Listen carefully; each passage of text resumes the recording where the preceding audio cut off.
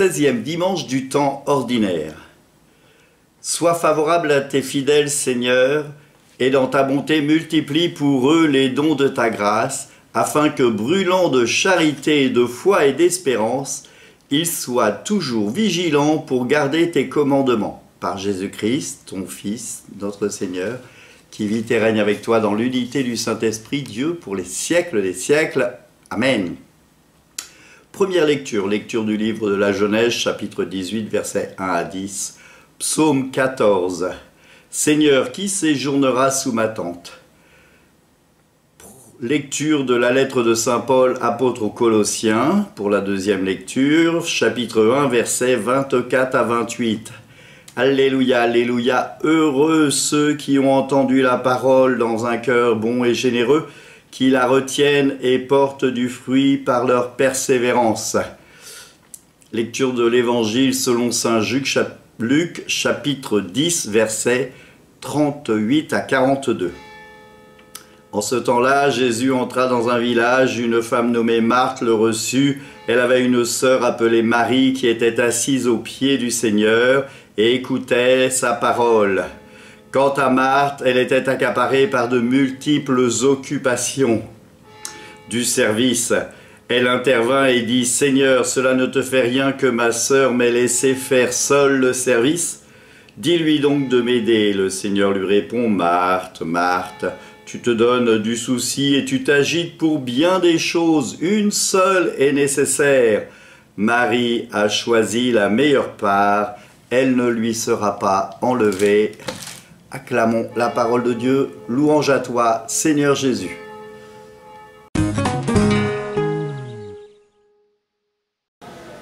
Marthe et Marie sont vraiment des personnages extraordinaires. C'est des amis avec Lazare de Jésus. Lazare, Marthe et Marie. Et Marie est avec Marthe, eh bien, ceux qui reçoivent le Christ en toute simplicité. Revenons sur la première lecture avant de voir comment on reçoit le Christ, comment on reçoit Dieu, puisque pour nous, Jésus, il est vrai homme et vrai Dieu. Abraham a la visite de Dieu qui vient le voir. Et qu'est-ce qu'on voit? Abraham qui court partout pour préparer un repas merveilleux pour Dieu. Si vous avez écouté, comme moi, ou si vous avez lu ce passage, vous voyez bien que c'est Dieu qui vient rendre visite à Abraham, et pourtant, il est question à un moment donné d'un homme, et à un autre moment de trois. C'est trois personnes qui viennent rencontrer Dieu. Nous y voyons, nous, chrétiens, catholiques, eh bien, la présence trinitaire de Dieu déjà dans l'Ancien Testament. Dieu présent, Dieu le Père, Dieu le Fils et Dieu le Saint-Esprit. D'ailleurs, si vous cherchez sur Google et vous tapez Roublev, la Trinité, eh bien, vous y verrez ces trois personnages qui sont à table pour recevoir l'alimentation nécessaire, ou pour donner plutôt l'alimentation nécessaire à Abraham et à nous, puisque nous recevons sur l'autel le pain et le vin, corps et sang du Christ, qui sont notre alimentation nécessaire. Saint Paul, lui, va nous faire comprendre que nous avons une mission. Si le Christ a une mission, si le Christ nous donne une mission, le Christ a une mission, celle d'annoncer au monde la bonne nouvelle et d'être témoin de l'amour de Dieu en montant sur la croix. Il nous sauve. Eh bien, il nous donne à nous comme mission d'aller enseigner de toutes les nations et baptiser-les au nom du Père, du Fils et du Saint-Esprit. Et c'est ce que nous dit Saint Paul. La mission que Dieu m'a confiée, c'est de nous mener à bien pour l'annonce de la parole. C'est pour ça qu'il faut être attentif à la parole de Dieu. Il faut prendre le temps d'écouter la parole, de lire la parole de Dieu. Comment est-ce que je peux vivre de la foi du Christ si je n'ouvre jamais ma Bible pour lire lire la parole de Dieu, si je ne cherche pas à rencontrer Dieu dans ma vie au quotidien, dans la prière, une prière fraternelle avec le Christ, comme Marthe et Marie qui accueillent le Christ comme un ami, nous sommes invités à accueillir le Christ dans notre cœur comme un ami. Et puis, on voit cet évangile.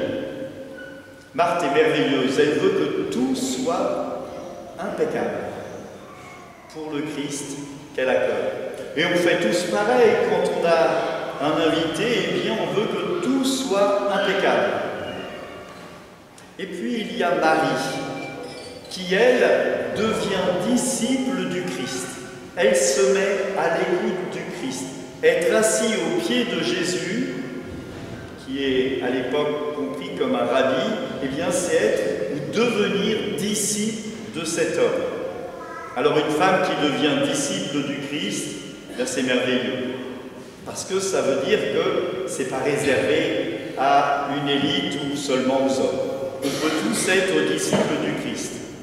Et puis on a ce passage où Marthe vient demander de l'aide. Seigneur, est-ce que cela ne te fait rien que Marie soit là à tes pieds, entre guillemets, à rien faire presque? C'est comme ça qu'on peut l'entendre. Vous êtes venus à la messe et je vois beaucoup de landaux qui sont présents dans cette église parce qu'il y a des petits-enfants. Malgré la pluie, vous avez voulu rencontrer le Christ dans la prière. Il y en a qui sont venus avec des béquilles, il y en a qui sont venus malades, il y en a qui sont présents en pleine forme. Mais le but, c'est de venir rencontrer le Christ pour que notre journée et notre semaine soient placées avec le Christ. Et peut-être que nous sommes, nous, chacun d'entre nous, et à la fois Marthe et à la fois Marie. Nous voulons que tout soit impeccable. Comme moi, je n'ai qu'une seule messe en ce moment le dimanche matin, et bien je suis à l'église à partir de 10 h, et il y a quelqu'un qui me rejoint et qui prépare, qui fait que tout soit prêt pour ce beau repas. Et ce qui est le plus important, c'est quand même l'écoute de la parole et la réception eucharistique. Il est beau. Dans notre vie, nous voyons ici, sur cette paroisse, tous les matins, à 8 h 10, il y a les nôtres qui sont dites et chantées et priées. Et c'est aussi une grâce de commencer sa journée par une prière. Cela ne veut pas dire que Marthe avait tort. Cela veut dire qu'il y a un temps pour tout. Un temps pour la prière, un temps pour s'agiter, un temps pour préparer l'accueil de celui que nous devons recevoir et un temps pour être avec celui que nous devons recevoir. C'est important de voir cela. Comment est-ce que je prépare mon cœur à recevoir l'amour du Christ qui se donne à moi pendant la messe ou pendant ma prière? Si pendant ma prière quotidienne, je suis en train de me dire « Seigneur, sois présent avec moi, je suis heureux de cette belle journée, qu'est-ce que je vais faire à manger ce midi ?» Là, tout est foutu par terre. Et si je commence par me dire « Bon, ben, je vais faire ça à midi, maintenant je peux prier, ou je peux prier, et puis je ferai ça à midi. » Vous voyez? Ben, il en est de même pour Marthe et Marie. Et il en est de même pour nous. Je crois que nous sommes réellement Marthe et Marie. On n'arrête pas de me dire que je cours partout, mais je prends du temps pour prier aussi, parce que sinon je ne pourrais pas courir partout. Alors effectivement, je suis là 1 heure avant et je prie. J'ai la chance d'habiter pas loin de l'église. Donc j'ai la chance de pouvoir venir quand je veux ici. Mais sachez que l'église est ouverte tous les jours quand même. Comment est-ce que je peux, chacun d'entre nous, associer Marthe et Marie?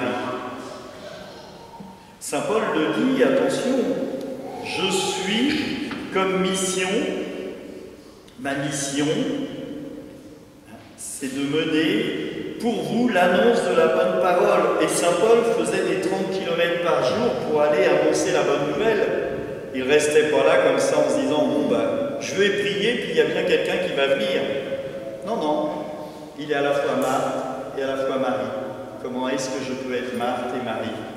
Que le Seigneur nous guide, que l'Esprit Saint que nous avons reçu lors de notre baptême nous guide pour accueillir l'amour de Dieu, que nous sachions les uns et les autres être dans l'amour infini, dans la prière et l'action, pour annoncer au monde cette bonne nouvelle. Amen.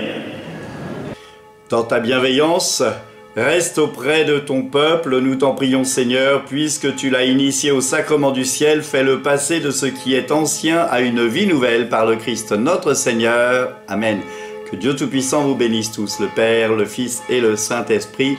Amen. Allez dans la paix du Christ. Nous rendons grâce à Dieu. Et vous avez le droit d'entendre les cloches qui appellent. Bonne journée, bon dimanche, que Dieu vous bénisse.